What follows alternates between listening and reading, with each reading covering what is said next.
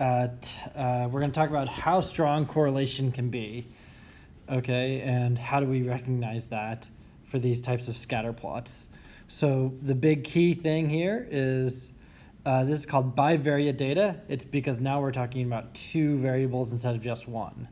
So for example, this first part, so I guess bivariate data, let me start by labeling that. So we're talking about two variable data. It's kind of our last lesson in this chapter. Okay, so we talked about univariate data has one variable, bivariate data has two variables, and we generally want to find out if there's a correlation.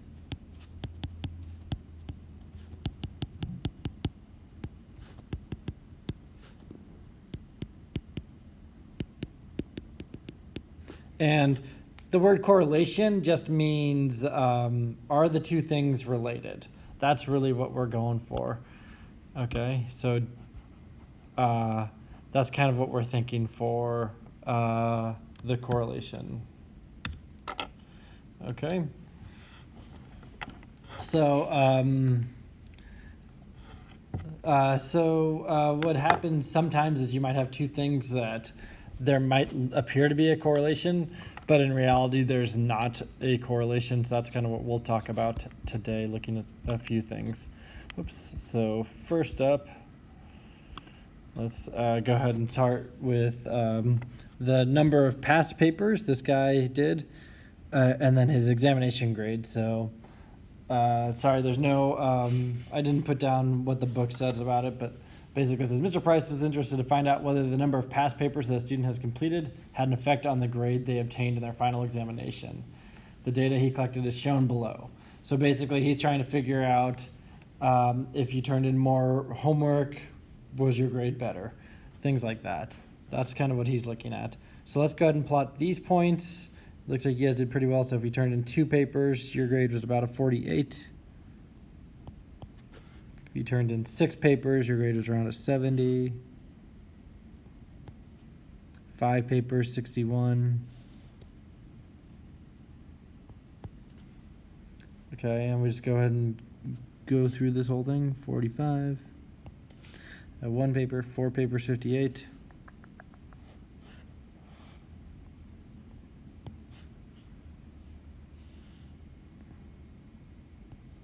85.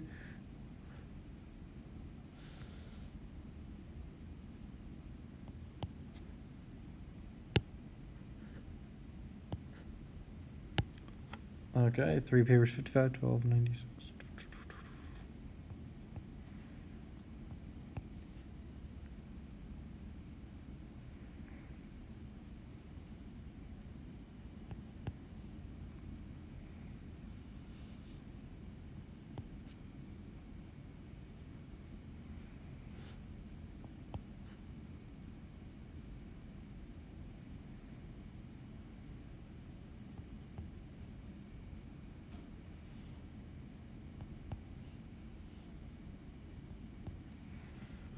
All right, so you get all your data plotted, and then we have to ask ourselves, looking at it, does this look like there's some type of correlation here? And like on the warm-up, it looked like you guys had the general idea, right? Can we draw some type of line through all of our data points? So if we're able to draw some type of line through our data points like this, then yes, there's some type of correlation. And there's something called the line of best fit. We're not going to learn about that in this chapter, so that will not be on the test this time, but we will be talking about that in the next chapter. How do we identify a line of best fit that kind of tries to fit all of the data in some type of linear function? Okay. Types of correlation. You can have positive correlation, negative correlation, or no correlation. So what do you think this example is that we just did, where this guy's, you turn in more papers, your scores get a little higher? Is that positive correlation or negative correlation? Positive. Yeah, this one's definitely a positive correlation situation. We can see it's trending up in a positive direction. Okay, and the other thing we want to consider when we're talking about correlation, describe it as strong, moderate, or weak. So looking at this right here, all of this data, honestly, I'd say this looks pretty strong. It's pretty tight on the line here. For your warm-up now, think about your warm-up problem. Would you consider that positive, negative, or no correlation? And would you consider it strong, moderate, or weak data? Or weak correlation, I should say, for your warm-up problem. Moderate. So moderate, and was it positive or negative? Somebody else. Negative. Negative, exactly. So negative correlation, probably moderate. That's kind of what we're looking at today, identifying those things. So the type of correlation and its strength. Okay. All right. So example 12, it says this table gives the heights and weights of 10 camels. So draw a scatter graph to represent this information and then comment on the relationship. So I'm going to give you guys just a couple minutes to work on that. Probably about 3 minutes to work on that particular problem. And when I say comment on the relationship, you just need to say, again, strong, moderate, weak, or positive, negative, no correlation. All right, that's what we're looking for there. Okay, so 3 minutes to work on that problem. Okay. Now, basically today we have 3 more examples. There's example 12, 13, 14, and 15. They're all from your textbook. And just ask you to go ahead and sketch a scatter graph for each of them. And then describe the correlation between the 2 variables. So strong, weak, moderate, and positive, negative, none. Okay. And then state part 3 is state with a reason whether you think that one variable causes the other. So do you think these 2 things are related, yes or no? Okay. And then the last part would be for part D on number 14. I think it's also part D on 14. It's a state a possible reason why the number of schools and the number of restaurants increased over the 40-year period. So just a possible reason. But I'm going to give you guys a couple minutes. I think you can work on all 3 of those. It seems like you guys have a pretty good idea of what you're doing. So take a couple minutes, fill out those scatter graphs, and answer parts B, C, and D for each one. All right, so let's talk about these 3 problems here. Let's start with number 13. So describe the correlation between the 2 variables. So I think this is a great example where I can see a positive correlation for sure. And I think this one's a great example of a weak correlation. It would be really hard to draw a straight line through all those points. But there's definitely a positive correlation, but it's pretty weak. And usually when you have a weak correlation, that's another example of like, hey, these things probably don't cause each other. It is. That's weak? Yeah, I would say that's a weak correlation, yeah. So, because if I were trying to draw a line through the points, like see how number 12, I could draw a line through most of the points. If I were trying to draw a single line through these points, I wouldn't have much luck. I would be able to get maybe 3 of them there, maybe 2 over here. You know, I can't get through more than half the points. So I think that's why that would be kind of a weak correlation for number 13. Yeah, it's hard to tell sometimes. I think strong has to be pretty much lined up or pretty close to all lined up. Actually, sorry. Did I say weak? I did say weak. I could say moderate, sorry. I guess I could, yeah, I would say moderate, not weak. Sorry about that. My vocabulary is still a little strugglesville on this stuff. So yes, sorry, moderate on this, not weak. Weak would be like there's no correlation. Yeah. That's what I meant, was moderate. Apologies. And then state with the reason whether you think one variable causes the other. And like I said, I think you could argue either way on this one. I would say I don't think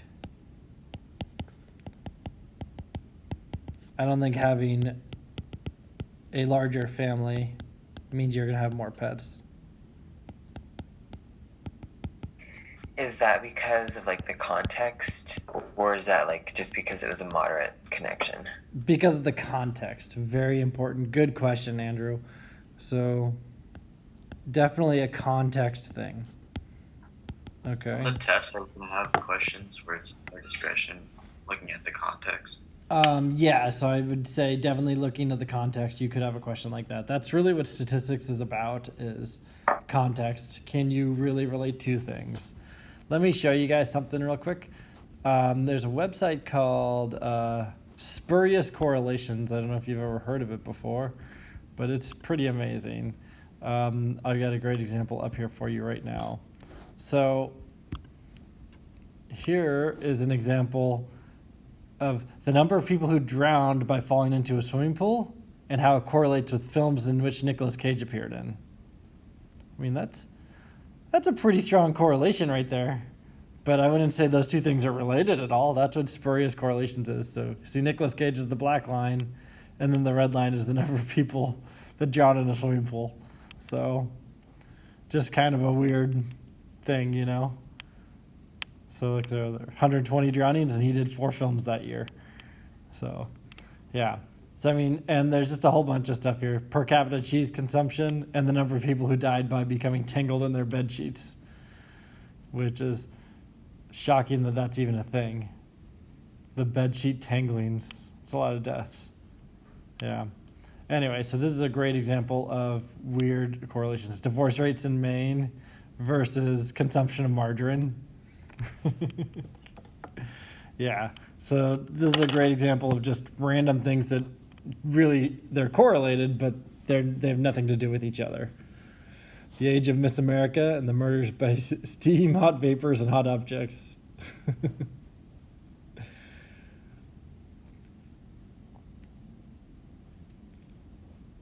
Yeah. Okay, so there's just a lot of correlations here that don't necessarily have anything to do with each other.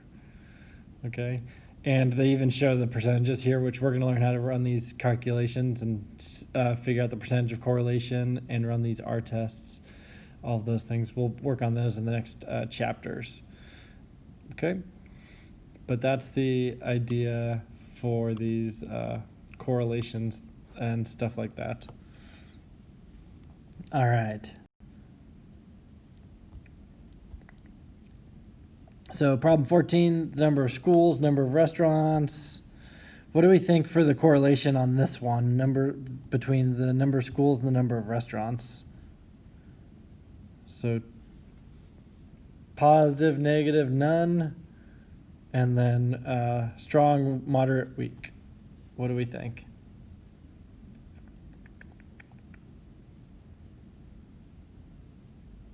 I said positive strong.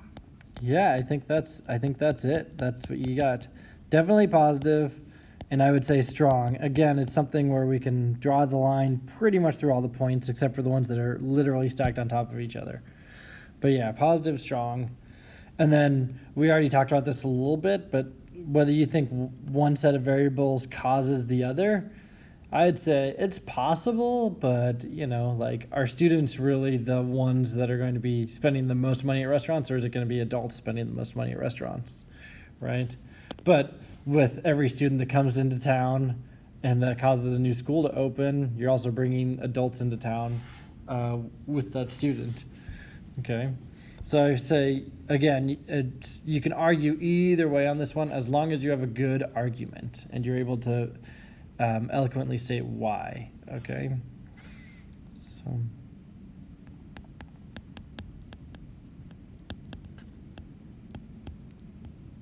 yeah, more people in town.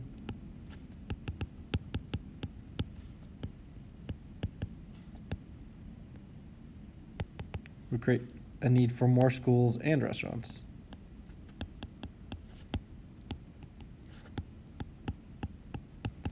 So I'm going to say I think more people in town creates a need for more schools and restaurants. I misspelled restaurants pretty bad there.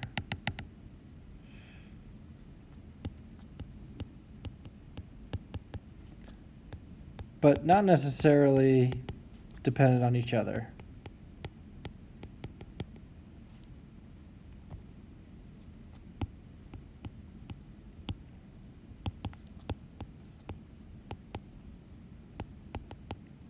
Okay. And then state a possible reason why the number of schools, number of restaurants increased over the year period. And I would probably talk about the population there as well. I think they both increased because the population of the town probably increased. Okay, that's kind of what I would say for part D.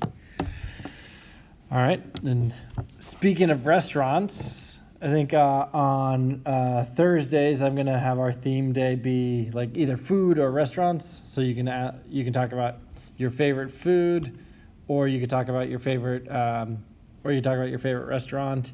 Either one of those, or you could talk about your favorite food cart, whatever it is. I know there's a lot more food carts in Beaverton these days, which is pretty cool. I would have to say my favorite food, definitely pizza. That's pretty awesome.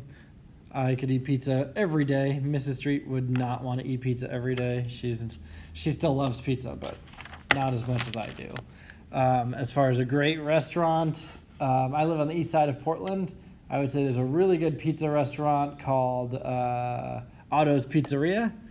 It's kind of by the airport, so if you guys are ever going out to the airport, it's a great place to grab a bite before you get on your flight. Like if you're like 2 hours ahead of a schedule or 3 hours ahead of schedule, great spot to stop and get some food. And it's got 2 locations now. It's a wood-fired pizza place, and you can get a margarita pizza for $6 during happy hour. Theme of the day. So today it was restaurants or food. All right, last one, problem 15, last problem of the day. Draw a scatter graph to represent this data. Describe the correlation. Definitely negative. Okay, and I would say this one is also pretty strong. Okay. So strong negative correlation for this one. So saying that the temperature, if it gets warmer outside, even though it's degrees Celsius, is cream is going to go bad faster. State whether you think one set of variables causes the other. So do you think the cream? So the question is, do you think the cream affects the temperature? Or do you think the temperature affects the cream, or do you think neither of them affect each other? For this one, I think this one's a great example of the temperature definitely affects the cream. Okay, that's why we have refrigerators, right? All right. So temperature definitely affects the cream. That would be the idea for this one. Did you know that Thomas Jefferson had refrigeration in his house in Monticello? Every winter, he lived right by the river. They would, when the river froze over, they would go cut out ice chunks out of the river and put them in his basement, and it would keep all of his food cold during the summer. Really random. Just Thomas Jefferson, refrigeration. That guy was pretty smart.